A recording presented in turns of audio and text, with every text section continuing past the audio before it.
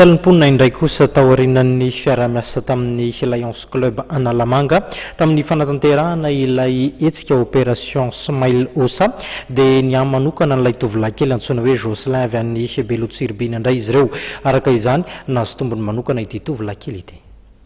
Si Mateo amin'ny vava nandritra ny 13 taona i Jocelyn izao afaka tanteraka amin'ny teny mazava izao.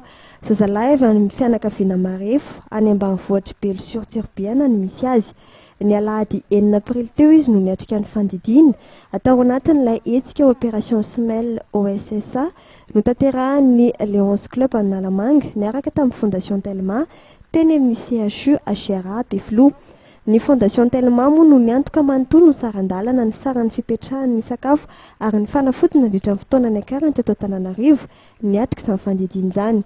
Androany izy ireo no niona tamin'ny tompon'andraikitry ny Fondation Telma teto Alarby ary tamin'izany no nanolorana ny sarandalana iverenan'izy ireo any amin'ny tanàna ny Aviny.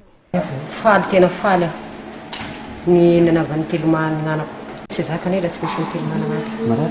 Fantatrareo hoe izy hoe afaka amboarina. Fantatrareo. Izy hatramin'ny voateraka mihitsy dia ohatr'izay. Baka agnaindreny.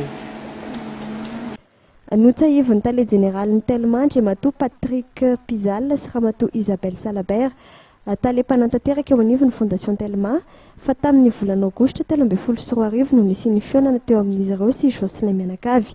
Raha nanantanteraka fitsidiana tamin'iny faritry ny Belotsirbina iny izy ireo dia nahita ny Jocelyn ary ontsa tanteraka.